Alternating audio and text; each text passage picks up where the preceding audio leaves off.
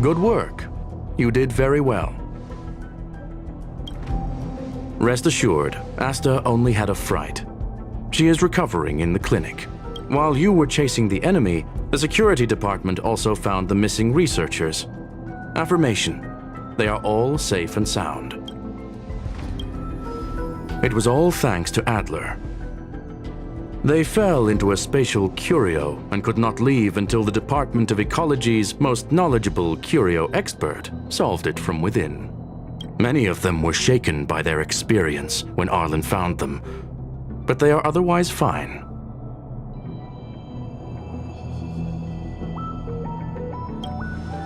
Yes, it is over. This business is over, and I believe the space station will be able to deal with any internal aftershocks. In Herta's stead, I thank you for your efforts, sir. But there is one mystery that remains unsolved. And that is something I must deal with myself.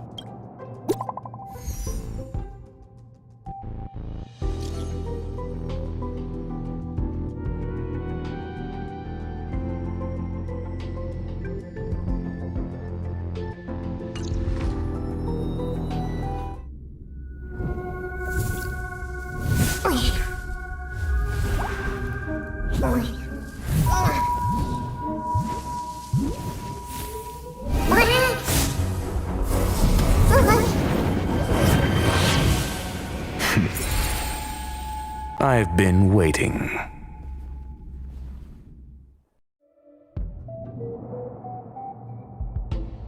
Fallout from this incident remains. Surely you have plenty of pressing matters to attend to. Or is the safety of the space station beneath your concern? Answer: that is exactly why I came. After all, the principal figure in this whole affair is right here.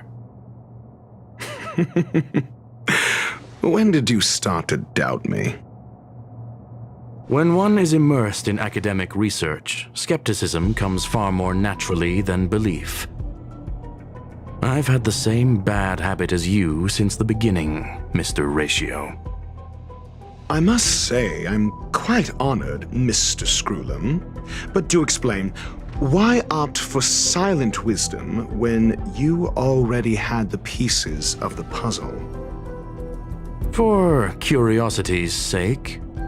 Affirmation: I made the same decision as you, to accompany and observe. Oh, and when did you become convinced? Objectively speaking, aside from some minor spiritual trauma, no researchers were hurt in this attack, which never aligned with the Annihilation Gang's modus operandi. Logic: a third party saved them.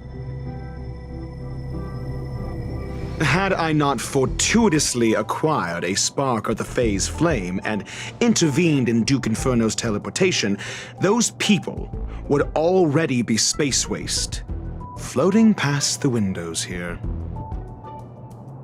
You are more candid than I calculated. But still behaving within your calculations, no? One last question, Screwlum. Genius though you are, can you deduce why I did this?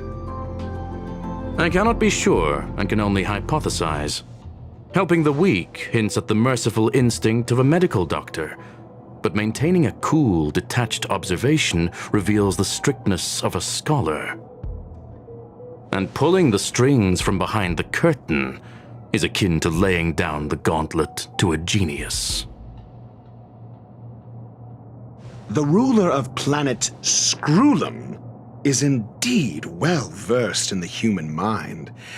It's a pity you're as much in the ivory tower as other geniuses. You still got one thing wrong. To stand aside and observe is the best treatment one can give. There is a disease called foolishness that is harder to cure than any ailment. The path of erudition has neither reason nor logic. While geniuses wander among the stars, the ordinary can't even trace their footsteps. Those less gifted have no choice but to walk alone, enduring a lifetime of tumbles and triumphs. But even a life marked by failure is a life worth living. It is only in moments of solitude and despair, when help is absent, that fools grasp how to pick themselves up. I have a fastidious nature. I cannot stand fools, idiots, or imbeciles.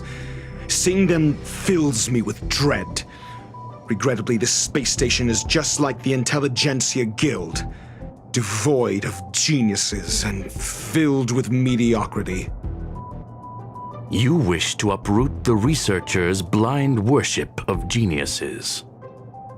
I am only laying out my questions. As for the answers, they'll find them themselves. Pursuit tinged with negativity is still pursuit, and it is capable of leading us to the right conclusion. For the masses of the mediocre to reach a level of awareness, this is a necessary rite of passage. You are indeed more like a medical doctor than a scholar. As for the spark I leave behind, I believe Asta will deal with it properly. it is also a lesson I left for her. With that, I take my leave. I look forward to future encounters with such brilliant minds. Let's hope they're as memorable as those we had today.